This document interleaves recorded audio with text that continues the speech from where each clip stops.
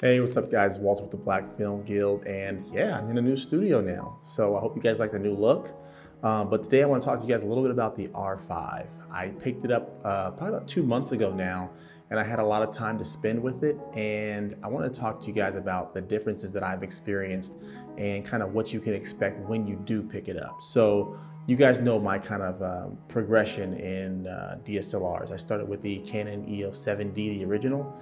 I moved up to the 5D Mark III from there. And then now this is my third iteration of DSLRs that I picked up. Actually, I should say mirrorless, because this is a mirrorless camera. And the pros and cons I wanted to kind of talk to you guys about. So to begin with, transitioning from the 5D Mark III to the R5 is a phenomenal change. A lot of the things that you don't necessarily know how important they are, you'll kind of see them with this camera. So, all the different video features, the log video features, the high megapixel rate, the access to the new RF lenses, the auto eye focus, guys, is unbelievable. I mean, we're talking tack sharp on the eyelashes, which is phenomenal. So if you're transitioning from the 5D Mark III, you're not used to experiencing that type of tack sharpness with that much consistency. And on another note, you guys know I have the Zeiss Otis lenses. When you're using the manual lenses now, they actually use the dual pixel manual kind of focus system on this camera. So for those of you who don't know what that looks like, it's imagine two different arrows that will kind of merge together and turn green when you actually hit critical focus. So if you're using a manual lens, for example, you can rely on that to actually hit critical focus with a manual lens, whether you're shooting photos or video. So now you can use your manual lenses and still hit critical focus with certain lenses, which is a phenomenal thing. I actually ended up shooting a one-day music video, very sporadic, no script. The location got changed the last minute, so it wasn't necessarily the best product, but it was for a favor for someone, not a big deal. But it also gave me an opportunity to just use this lens and see how it would operate. And one of the benefits that I will tell you from this lens is the low light capabilities are pretty phenomenal. And I want to show you guys another cool thing about this is I haven't seen anybody actually say this yet, and I'll probably do shorter video on it later. But the stabilization with the in-body stabilization is pretty phenomenal. So I have some images that I'm going to show you guys, maybe in a later video or this video, I'm not sure, where it actually shows you handheld for a long period of time what the image looks like on the 5D Mark III versus what it looks like on the R5.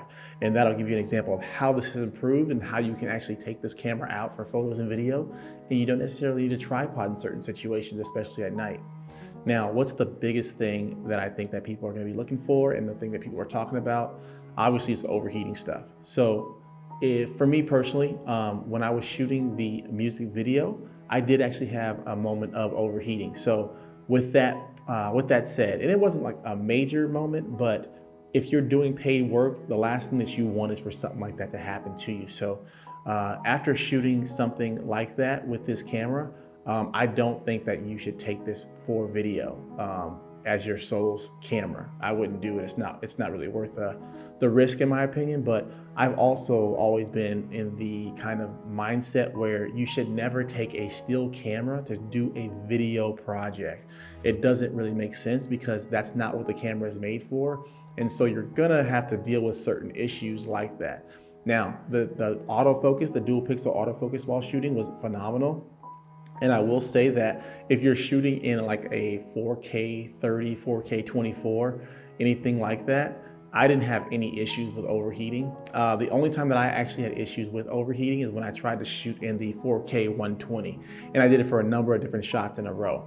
So doing that on this camera, it's not going to be able to sustain long periods of time of doing that, and you're going to have overheating, and it will take time in order for it to kind of calm down. So I definitely did experience that. I know a lot of people were kind of online are kind of saying the same thing. So it is a problem if you're going to be using it long term, but if you're shooting it in 4K 30, you shouldn't have anything to worry about. But like I said, I want to reiterate to everybody out there, this is a still camera first and with video capability. So if you're using this for video as your sole camera, you're liable to get burned. So just take that with a grain of salt and take that into consideration. With this camera, I actually got the 28-70 f2, which is a huge lens. This is not a walk around lens. This is more like, I have this lens because I wanted the best lens that Canon has to offer. And that's kind of what this lens is. It's not something that's going to necessarily give you the biggest and the best picture, but if it does put out a phenomenal image. It's hands down one of a kind. It's an f2. It has that low light, which I was able to use in certain situations at nighttime, and it's a phenomenal lens. It's probably the best lens that I've ever owned. As far as this camera, after using it for a few months, what are my thoughts about it? Overall, it is probably the best camera that I've ever used. And that's saying a lot, because I had one of the best cameras that I think was near perfect for photography was the D850, for Nikon D850. And I love that camera so much. It was my favorite camera for a long time. And this camera is actually my new favorite camera, because for a couple of reasons. Number one is because I'm more familiar with the Canon ecosystem, and it was easy for me to transition. So the menu system, the way you navigate, how easy it is to go from high frame rate to low frame rate, the new card format, which is phenomenal. You know, I mean, as long as you don't have the expenses to think about, this camera's phenomenal.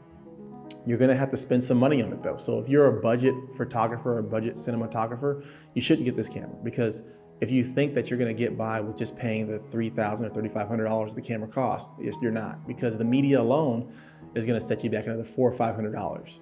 On top of that, you're gonna have, if you wanna get a lens, that lens is $3,000. So you're already close to $10,000 by the time you set this camera up. So I don't recommend this if you're trying to get into the ecosystem. It might be better to go into a lower mirrorless in the camera ecosystem. But if you're in it for the long haul and you have the resources in order to get a really, really good camera, this is the camera. I mean, hands down, this is the camera that I am so happy I upgraded with. I don't really have any complaints, because for me personally, I wouldn't take this on a shoot and shoot 4K 120 over long periods of time, and I wouldn't have this as my A camera on a video shoot. I have, you know, multiple Blackmagic cameras. I have the Canon EOS C300 Mark II. I have the Kinefinity Mavo LF. I have a number of different cinema cameras that are specifically designed for cinema. And another really, really cool point about this is that they have the, I actually purchased the mount that goes from RF to EF.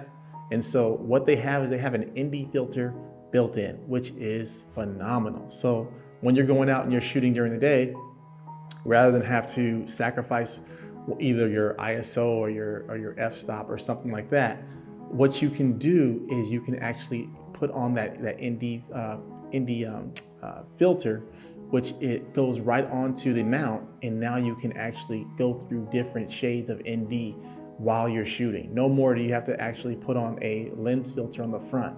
It's really simple, it's really easy, very intuitive. I totally love it. So overall, what do I rate this camera? I'm gonna say probably about an 8 or a 9 out of 10. It's really, really close to perfect. The only real issue that I would say is the overheating, but like I said before, this is a still camera, it's not a video camera. Puts out really, really high quality raw files. You get the log format if you're shooting video, great JPEG images. I mean, this camera is phenomenal. So overall, I give it a thumbs up. If you're in the market for a Canon upgrade, or the RF, if you're thinking about the R5, if you were thinking about the R5, this is the camera. I think it's it. So that's my review of it, the pros and cons. I hope you guys liked it. Please like and subscribe. And also, I just finished my beginner's photography course. So if you are new to photography and want to get into it, please check out the link below. And I look forward to seeing you there. Please think about joining that class if you're new to photography. It is phenomenal. I will put a lot of time and energy into it. And I'm also going to be doing some stuff where I help you out after you take the class. So think about doing that if you're new to photography, and I'll talk to you guys here soon.